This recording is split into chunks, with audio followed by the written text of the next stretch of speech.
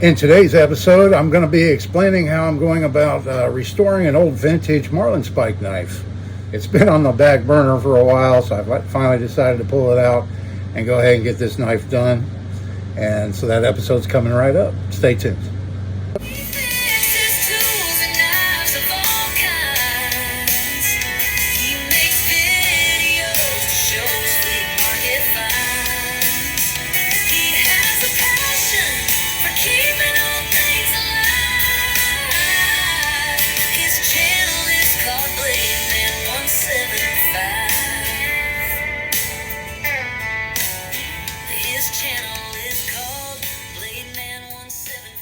Hello everybody, and thanks for coming back for another video. This is Dave. Glad you're with me. Out here in the shop today working on this old Marlinspike knife. It's a Schrade, and it was made between 1917 and 1946 according to the tang stamp, and it's in pretty rough shape. Here is a picture of that knife in its before state. I'd already taken it apart quite a while ago. I don't think I have a picture of it together. The Marlinspike on it was very loose, and I'm hoping it's not because the tang is really wore out on it. We're going to find out when we get it back together. Hopefully the knife will have snap and everything. Yeah, the biggest thing with the knife initially was the handle scales were missing when I bought it, and the blade was severely ground down. So there's not a whole lot of blade left, about half of it maybe, but I want to get it together. It's a vintage old pretty cool knife, and I'm putting bone handles on it. Here's a picture of all the parts cleaned up,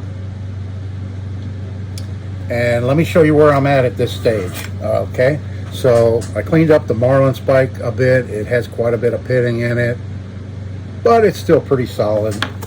The blade, like I said, pretty ground down, but I got the edge fairly straight, and I got a lot of the pitting out of it. It still has some. But that's where we're at on the blade. I'm not sure if the tang stamp will show up on camera. You might be able to see it right there. And it has a single spring, a shared spring, and it does have a bail.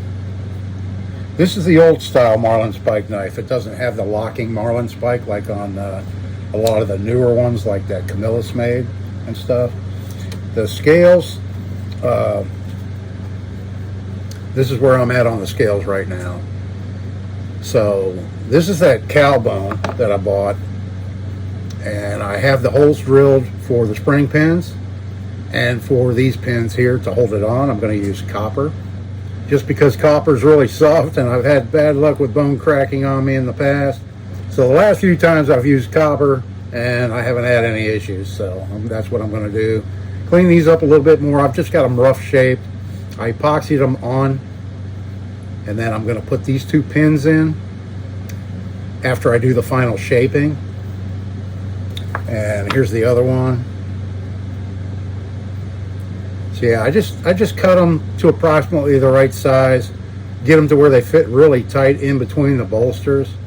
And that's kind of a little bit tricky. You get them cut to about the right length you need, and then it's just sanding off a little bit at a time. I mean, like a couple of thousandths at a time, and I just keep checking it and checking it. Sometimes it takes 20 times, sometimes it takes 10 times, but I get it to where when you first start getting them to fit in there, and they'll fit down, but you need to eyeball it because it'll actually be bowed.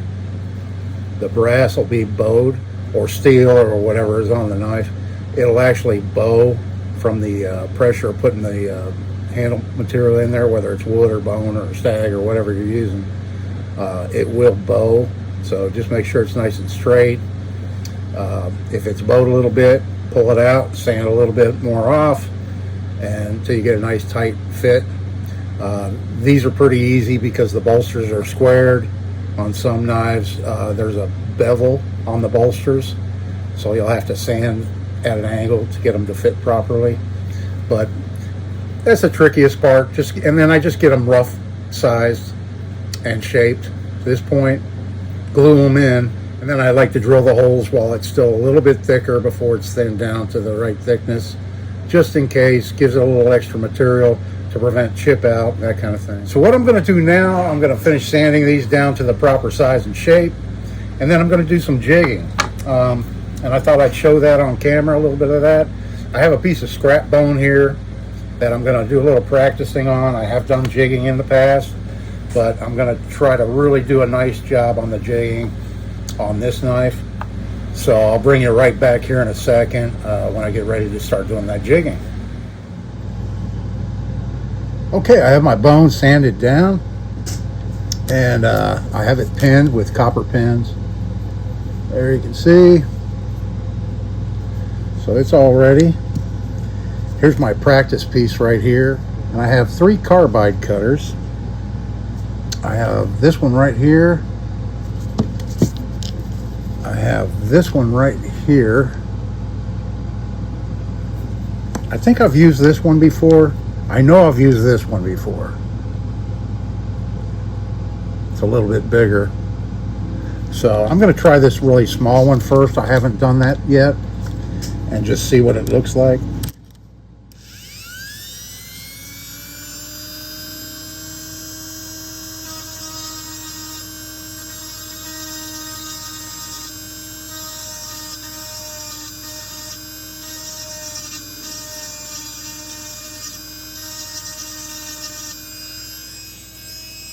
I can tell right off I'm not liking this one. I think I might just switch to the one I've been using in the past,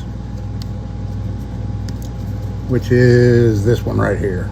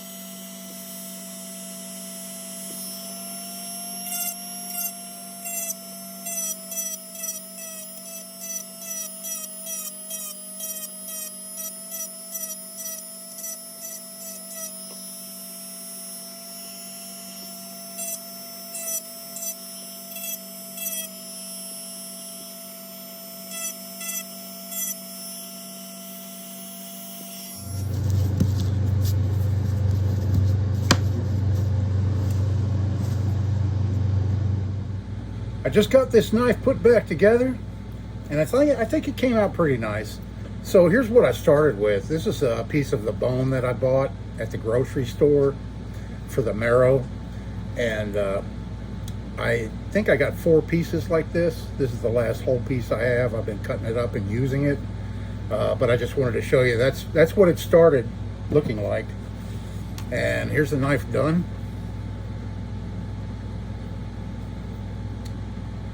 And I'm pretty happy with it. I was going to dye the bone, but I think I'm going to leave it white right now for a while and just see how it grows on me. I may go back and put some dye on it at a later date. It didn't come out flawless. One of the scales is a little bit proud right here. I didn't get that completely sanded flush, but I did get some good action in it on the main blade.